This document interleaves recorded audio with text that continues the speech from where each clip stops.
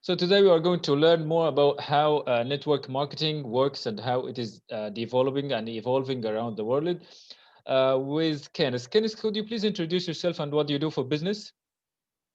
Perfect. Well, thank you for actually having me on the call, Nour. Really appreciate it. My name is Kenneth Kargbo-Reffell, and I'm a network marketer. So I've actually been building home-based businesses within the network marketing industry for the past 4 to 5 years now. And that, for those who may not know, that's just about actually building a way to build a business without having to do the traditional route. So you can represent a company's products or services, and you can market them yourself. You can sell them to friends, families, colleagues, online, social media, and the companies that you are potentially partnered with, they will actually pay you the advertising money to acquire that customer.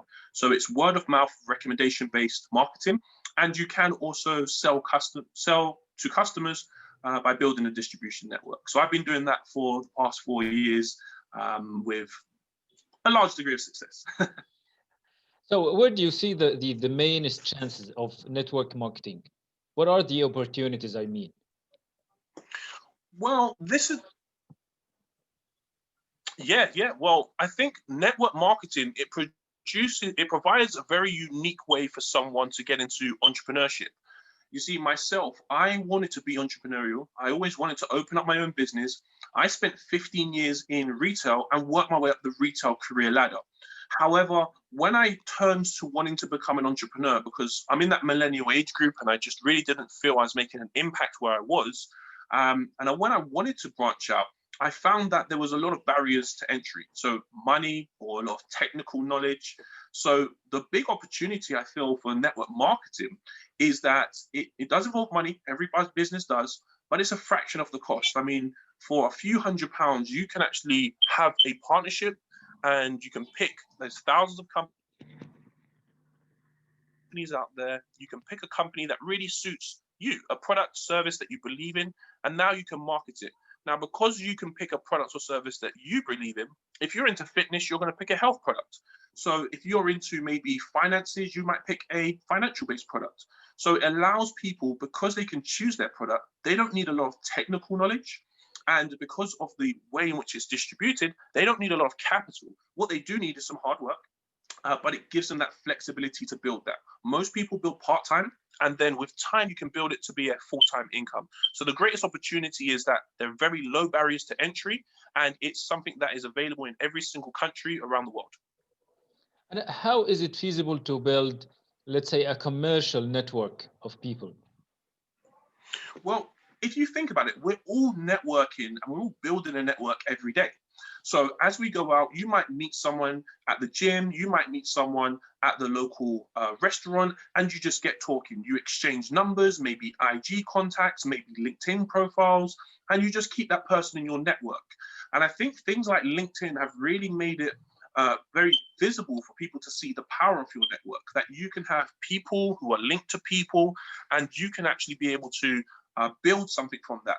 In the case of LinkedIn, it's career, relationships. Network marketing or building a network is exactly the same. It's just you're being a bit more intentional with it. So I meet Nour, I'll tell Nour what I do. And if you say, you know what, it's for you, or even if it's not for you, I will ask, do you know anyone else who might be, let's say I'm marketing a fitness product. Do you know anyone else who's into fitness products? Well, you're going to know maybe 2 or 3 people who are. And now my network is building because other people through word of mouth are introducing you to other people who know other people, and it just builds from there. And how do you evaluate this business in the light of SWOT analysis? Well, the main strength, like I said, is that it's very low barrier to entry. That's a huge strength.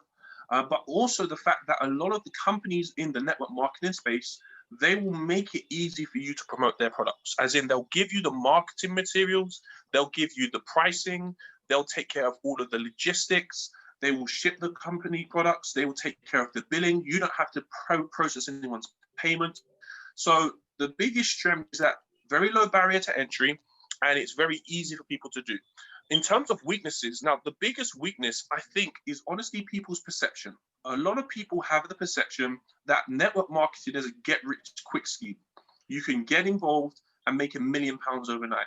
Where the reality is, it's a business like anything else. It's going to take time, and the more work and effort you put into it, the better your results are going to be. In terms of opportunities, now with things happening like COVID, it's shifted things on a global scale. So now people are now open to other ways, less traditional ways of making money. You see, the gig economy, that wasn't very popular before. People typically wanted to go and do a traditional business in a traditional establishment. But then things changed. Things like people being able to be drivers for Uber, things like people being able to be self-employed contractors on Fiverr. So the gig economy has opened people's minds up to other ways to make money.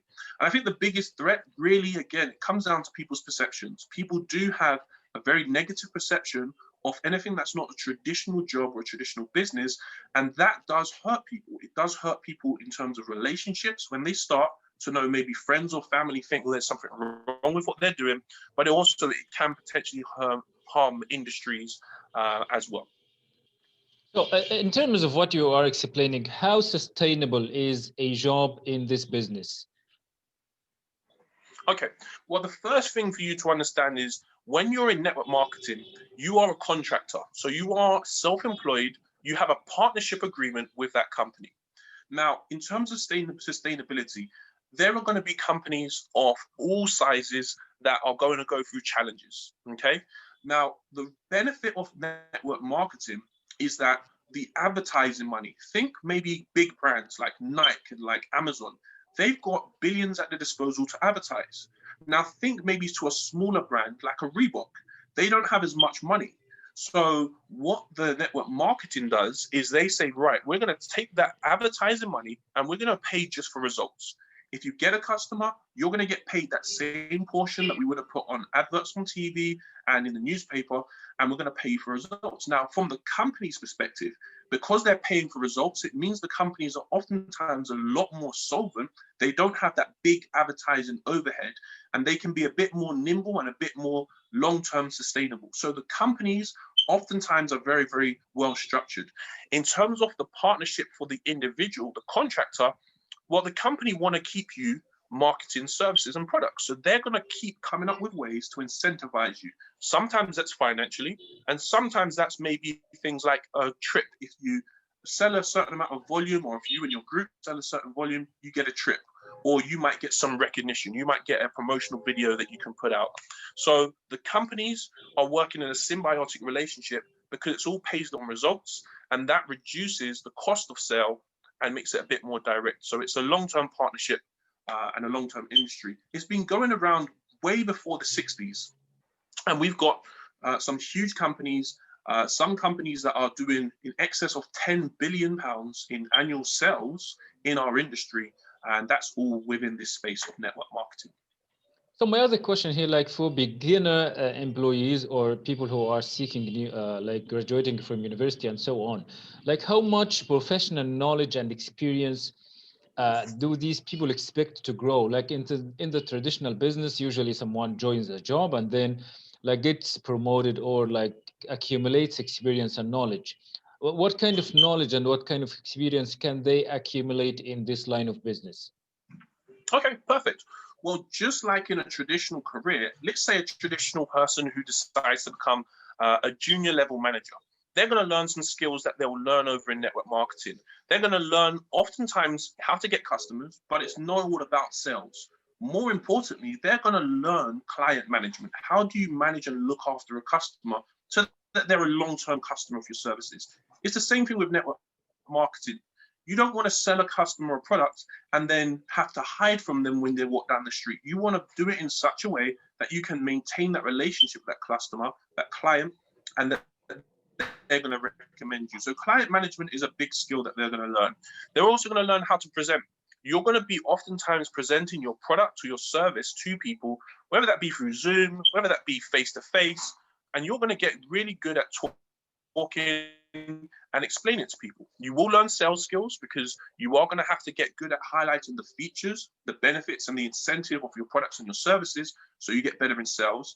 And sales is something that everybody needs. Most people don't feel they're in a sales position, but we have to sell ourselves at some time. To get a promotion, we have to sell ourselves. To get recognition, to get a girlfriend, we have to sell ourselves. So there's practical life skills that someone will be able to learn here.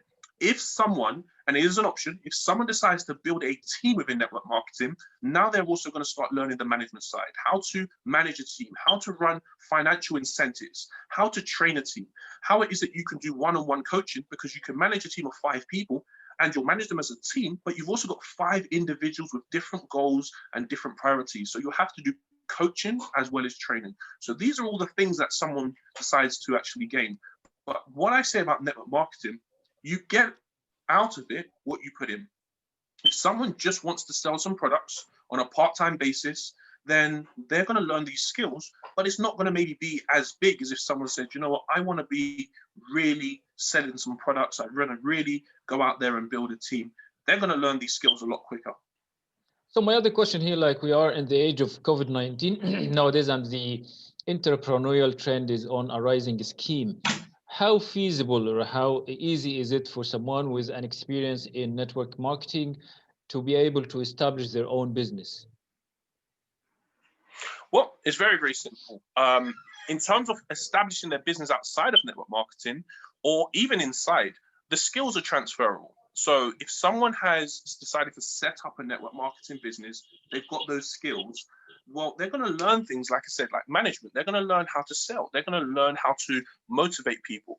They say one of the hardest things in business and in management is managing and leading people. That's the main thing that you're going to learn, whether it be because you wanted to or because you just had people who decided to join and partner with you as well.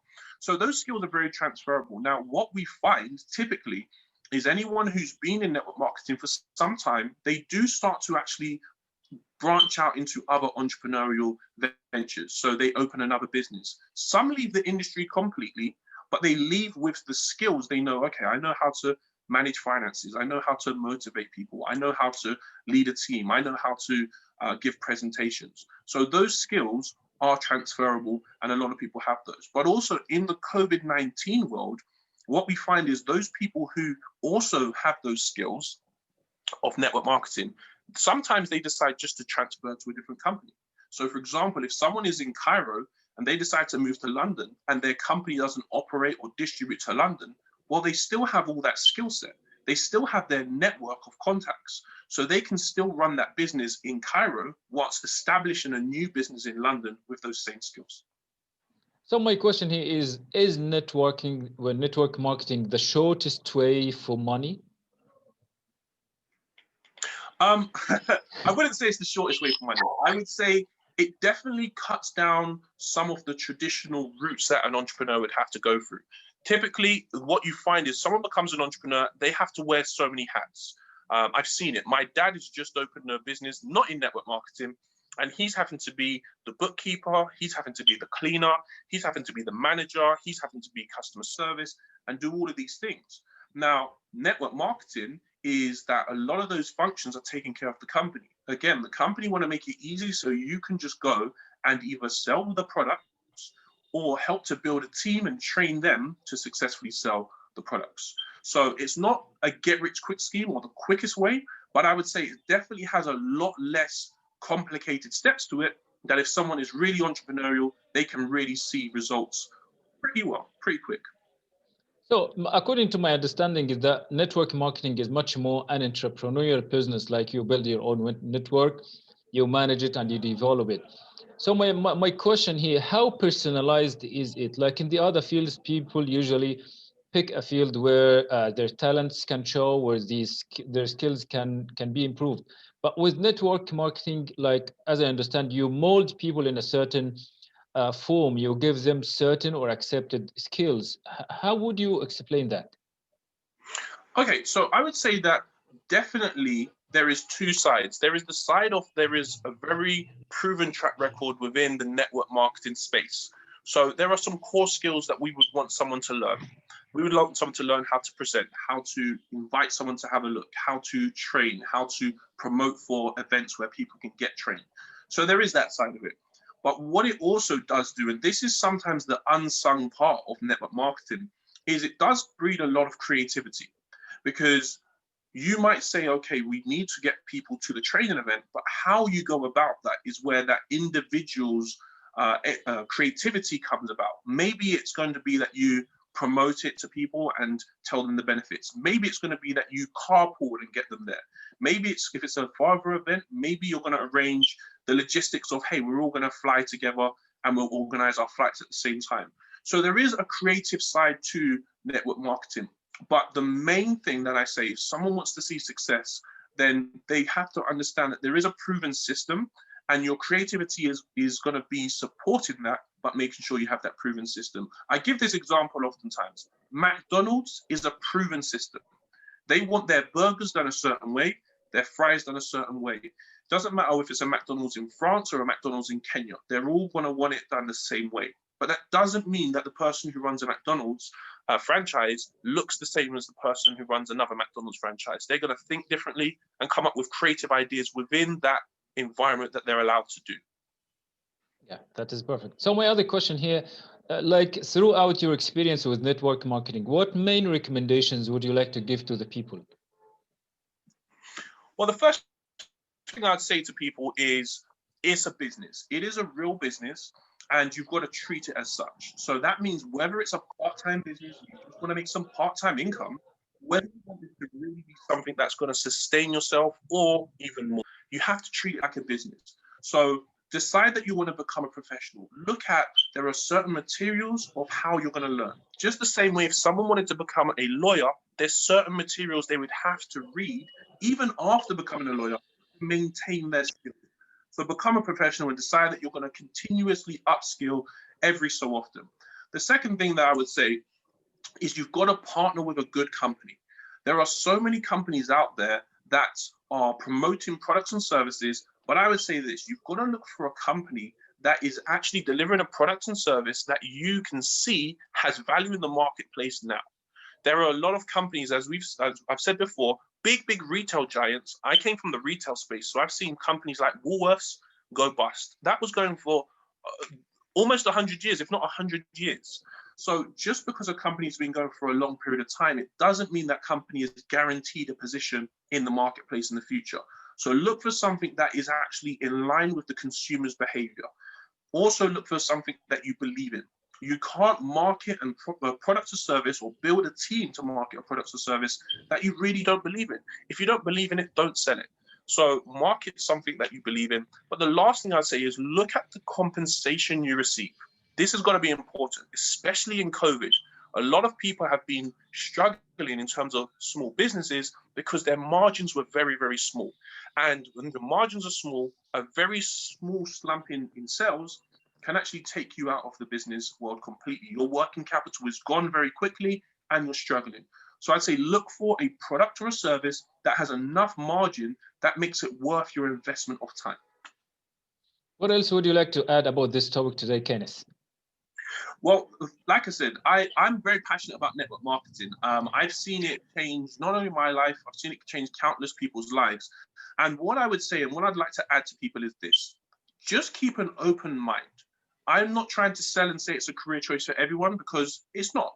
I'm not trying to say that everyone is going to become super successful at it, because it's just like anything. You're going to have people who perform at various different levels.